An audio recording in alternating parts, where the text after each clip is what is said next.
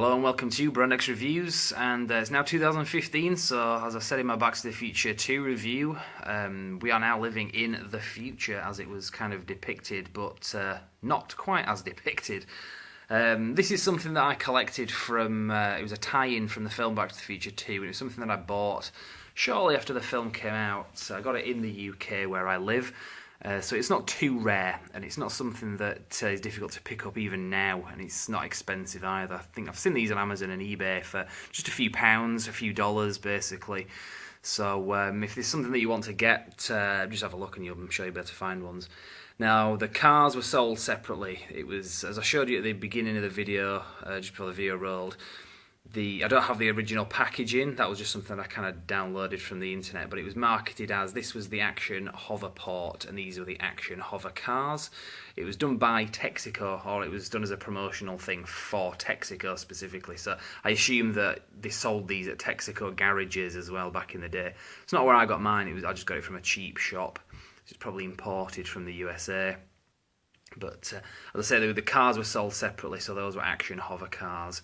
Now, I'll have a look at the base itself, anyway, the Action Hoverport, and we'll have a see what's on there. So as you can see, it's got quite a nice bit of attention to detail there when you kind of compare it to what it was in the film.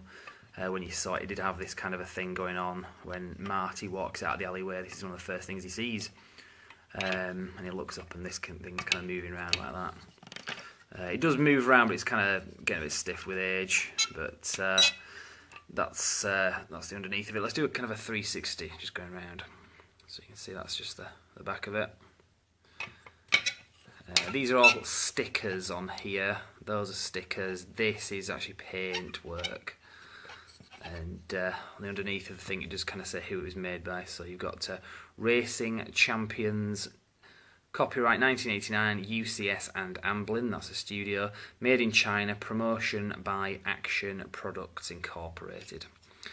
Now, as the cars were sold separately, probably the third time I think I've said that now, but these were very similar to Micro Machines. They were the same size, and the way that they were made was very similar to Micro Machines. I used to actually think that they were, but I don't think they were in any way connected to that. I could be wrong, but I don't know how have they got away with that, because a lot of the time I don't know how it works with copyright and stuff, but these are very similar to Micro Machines, everything about them. But yeah, the DeLorean I always thought kind of looked a bit like it was kind of squashed a bit. I thought it should be kind of flatter and longer than it actually is. But there you go, the wheels turn as well, again very much like Micro Machines. So a bit of a closer look at it. Some of the paintwork on there. Kept it in fairly good condition anyway over the years. The police car, I always loved the look of this thing. I kind of mentioned that in my video. And here we go, that's just the back and the underneath. And you can see the paint on mine is kind of worn a little bit on that one. But those are the cars, and that's the actual base. Did I mention the cars were sold separately to the base? Yeah, I'm taking the piss now. I know I've mentioned that about 20 times. But that's pretty much it. As I say, it's not something that's too difficult for you to pick up if it's something you want to own. Now, I don't know if there was anything else that kind of tied in with these, whether there were any other accessories. I don't think that there were. I think this was all that they ever did for these. But I do know a few other little things that were kind of in the same sort of vein that came out about the same time. This was part of a keyring, and in the film this was the big hoverboard that Griff had. Now obviously in the film it didn't have Mad Dog on it, that was kind of a connection more to Back to the Future 3. It had a pit bull on it as well, and this kind of on the underside of it, it's got some kind of copyright stuff. It says 1989 UCS and Amblin. It's very hard to pick up on the camera, but then it says Applause trademark made in China. And this is part of a keyring, but in more recent times I think I might have snipped the keyring part off it because I think it broke.